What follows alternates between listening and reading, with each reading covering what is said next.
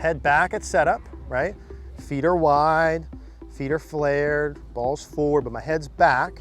And I'm gonna feel width with the club with a little bit of head and chest movement, not wild to the right, just a little bit of head and chest movement early, and keep my head behind the stick. I'm referencing that stick, so when I come into impact, my head should still be behind it. Start behind it, stay behind it, stay behind it. Let's just go ahead and hit one out there with that. Start behind it, stay behind it, stay behind it. All right, guys, we're super excited that DraftKings is sponsoring today's video. We're excited to be working with them. DraftKings is the leader in one-day fantasy sports, and they're putting you in the center of action with a free shot at the $1 million top prize with your first deposit. Now, I love DraftKings. All my friends rave about DraftKings, and I personally think Jordan Spieth is going to make a nice run this week. I think he's a great pick, but obviously you guys can pick for yourselves. So there's a $1 million top prize, there's $4 million in total prizes, and it's free to enter for new users with the first deposit. Use promo code Cogorno, that's C-O-G-O-R-N-O, to get a free shot at the $1 million top prize with your first deposit. So here's how it works, guys. Download the DraftKings app, enter the Golf Daily Fantasy Contest with a $1 million top prize. You draft 6 golfers from this weekend's tournament. Each golfer has an assigned salary, and a valid lineup must not exceed the salary cap of $50,000. Rack up fantasy points for birdies, eagles, finishing position, and much more. Full rules and scoring can be found at the link on the screen and in the description. And the contest closes at 6 a.m. Eastern Standard Time on April 8th, 2021. That's this Thursday. And again, use promo code Cogorno, that's C-O-G-O-R-N-O, during sign up to play for free with your first deposit. All right, guys, in today's video, we're going to be looking at Tiger Woods versus Justin Thomas, a slow motion driver comparison. Couple of key points that I think are really important. One main one in particular we all can put in our swing that all the best drivers of all time had in. I want you to learn that too. That's how to keep your head behind the ball. We'll take a look at that. As you guys are watching this, if you could do us a favor, click that thumbs up like button down below. Really helps us out. And I would love for you guys to check out CogornoGolf.com. We have an awesome announcement coming up Thursday. You guys are going to want to hear at CogornoGolf.com, where you can send us in your swings. We build you a customized, specific personal practice plan, specifically what priorities to focus on, what drills to do, how many reps to do, what days per week to do it, and even better than getting in-person coaching, you have 24 access to us, our community. We're in there every day. Ask as many questions as you want. We're there to guide you through the process. You're going to absolutely love it. CogornoGolf.com is down below. So let's jump over to Analyzer, check out Tiger versus Justin, then we'll come back. I'll show you how you can put this in your own game. Okay, so Tiger on the right, Justin Thomas on the left. Thought it'd be cool to take a look at these two. This is Tiger in the 2001 era, I believe here. So I'm just going to draw a straight line up the golf ball to start with. Remember the key take home here, right? Watch the head movement. The head behind the ball at setup, backswing, downswing. We'll dig into that. So there's some really cool similarities between the two, and there's some little subtle differences. So some of the baseline things that set up before we dig into the in-swing pieces, both of these guys, wide stances, right? This would be key point number one. So the ankles are well outside of the shoulders for both of them. Ankles well outside of the shoulders. You can also notice some foot flare. So the right foot and the left foot for both of them has a little bit of flare to it. That'll help some of the turning pieces. So wide feet, a little bit of foot flare. Ball position forward. Now, part of this is going to depend on the camera angles, some other variables here. So these things won't be perfect, but just to give you a general rule here now, to me, it looks like Justin has the ball position slightly more forward relative to his feet position. Tiger maybe has a slight more amount of turn, or tilt rather, but we'll look at those pieces as we go. So the ball position more forward here at the setup position.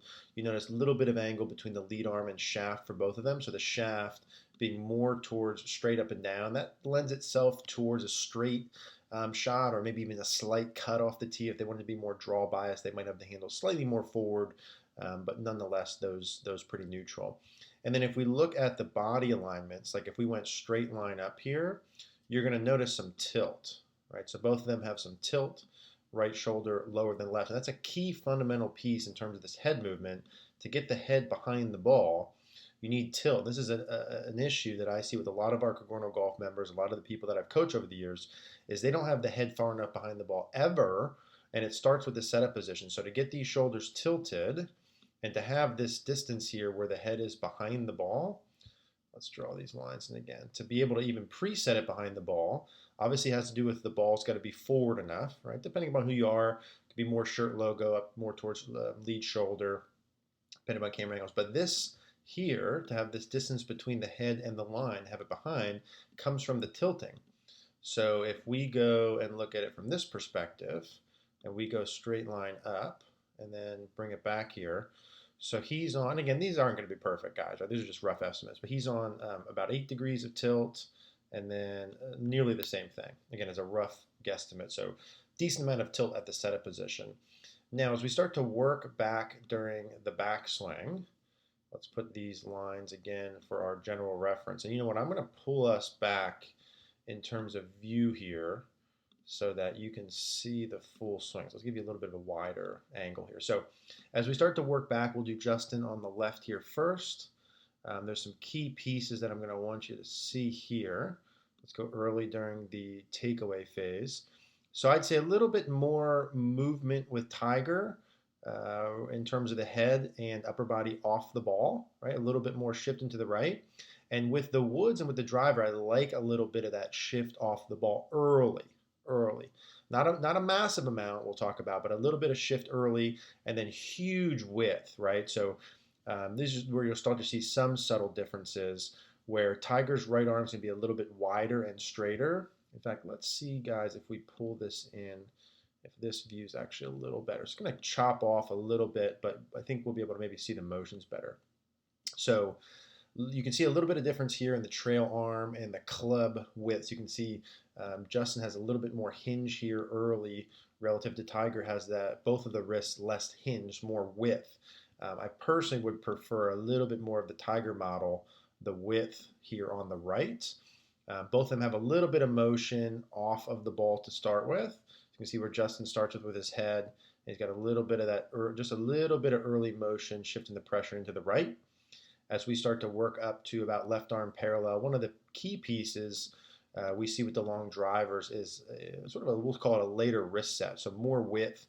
So Tiger's got a little bit more width there. Justin's got a slight amount of bend in his lead arm, which is something you'll see along the way relative to Tiger, a lot straighter, which gives him a little bit more width. So his hands, there'd be two things here. One, Tiger's hands would be farther away from his torso, and that's something when you look at the older players like a him, more like a Greg Norman, Davis Love, a lot of width with the long drivers during their backswing. And then just maybe a little bit less hinge. It's another piece. So I don't want with the driver this to be fully 90 degrees. They'll be a little bit different with the irons, but with the driver you want some width there. So not to 90. So wider with the arm, the trail arm, and less hinge going back. A little bit of upper body movement. And then let's go to the top. And this is the first one I look at where it's like, man, look how similar they get to if we kind of pause them at a top right before transition movement, which is probably, we'll call it right there. So, I mean, look at these two positions between the two of them. I mean, remarkably similar. And remember on the right, that's when Tiger was like the best driver of all time or one of them.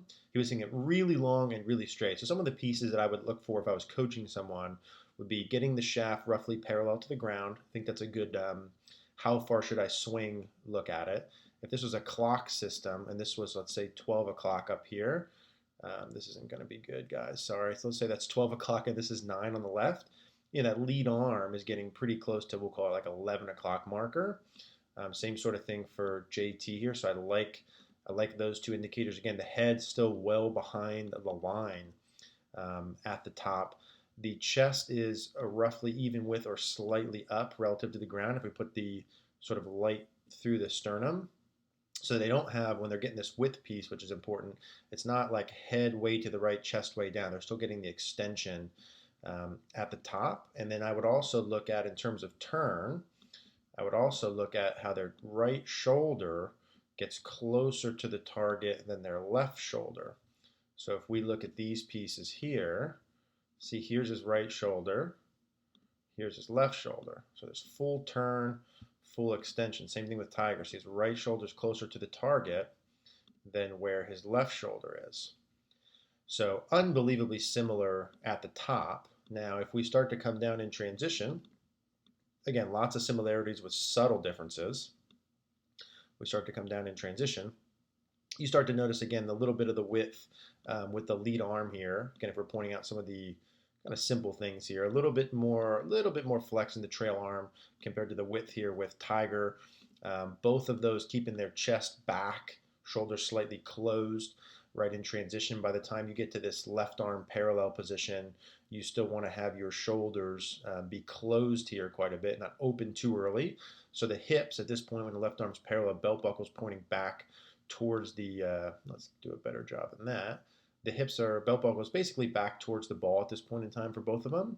You can see the trail foot start to fire here. Let's get a closer look now that we're in a little more here and here. So you can start to see the belt buckle back towards the ball. You start to see this trail leg starting to fire, right? So the foot starts to come off, the heel starts to come off. As the leg starts to fire, the pelvis is pushing. But again, lots of similarities here. The differences that we would pick out would be very minor between the two. A little bit more width with Tiger on the right in terms of hands away from the body due to the lead arm and trail arm being straighter. Now watch this next position that I want you to see. I'm going to kind of cruise through impact because I want you to see this. And look again how similar this is. And no surprise how good of a driver JT is. And obviously we know what Tiger did back then. But I mean, man, I don't know if he or his father, whoever, looked at their swings growing up, but look at the differences there. Again, some minor things, or look at the similarities rather, some minor differences. Look at the extension of the legs. So both of the legs extending, right? The belt buckles raising, both of the legs extending, belt buckles raising, pushing forward. Look at the extension of the arms, right? This is one of the things you look at handicap levels and see a one-to-one correlation. Look how extended the arms are and how wide, how far away from him the club head is, right? So that club head for JT here, to me, looks like about as far away from him as he could possibly get it. So that width, both on the backswing and the downswing. Head stays back, full width on both sides. So you see that piece. You see the head staying back. So watch his head motion here, right? Look at it at the top. Now in transition, there's a slight move forward, but now from about left arm parallel through, let's key in on that head motion. Watch how it actually gets a little bit farther. So watch how it's going to actually back up away from the line. You see that? See how it gets farther as he's throwing the arms away. So through impact, the head gets farther from the line. As the arms fully extend, the club head gets as far away from him as possible. And we'll see the same thing with Tiger over here, how in transition, he gets slightly closer, but then watch. So here's the slight closer movement, right? And now watch how the head from about left arm parallel through arms parallel in the follow through gets farther away from the line. So the head goes back as the arms sling through, both of them until about parallel. You see Tiger's got a little bit more arm rotation relative to JT there. But again, huge similarities. Left shoulder pulling up and away, right shoulder down and forward. You see the head motion, the neck tilts, full extension. And now from this point, the head can fire up and through, and then fire up and through. So if we just run that back one time, I think there's a lot to learn here from both of them, obviously from all parts of their game. But some of the key principles I would start with would be the head motion. So draw the line up from the ball. The head should be behind it due to them having the tilt at setup. So that's a key piece. Right, ball's forward, tilted to get the head back. During the backswing, the head stays behind the line with lots of width early. So head stays behind the line, a little bit of shift to the right, lots of width early. And then as you're working through impact, the head actually backs out slightly, again with full extension.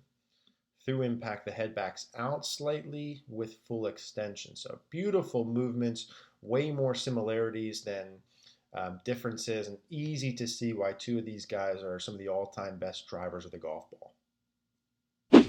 All right, guys, so there we saw a couple of the key pieces. Now, what I want you to focus on here and how you can start to practice this, remember the main big thing here is the head staying behind the wall where it started. Something I see all the time with amateur golfers that they struggle with. So what I want you to start with is to take a stick and alignment rod and put it in front of you, right in line with the golf ball. So just a foot or so forward of the golf ball is fine here. Now, if you had a mirror or a video, right, live view, something like that would also be useful for this. Now, we saw the starting point when they take their setup, the head behind the ball, that's the key, and it starts right from the setup position. I see a lot of amateur golfers that we coach at Cogorno Golf come in and the shoulders are very level, the head's forward and the shoulders get open.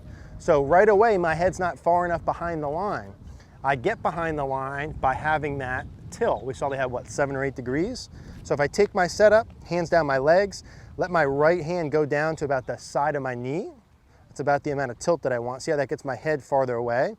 When I make my backswing, I want to feel my whole body, my rib cage, all of it, turning back with some width up to the top. So my head gets slightly farther away early. So I'd say that movement from the setup until about the hands are hip high, that's when my head and upper body have a little bit of movement to the right.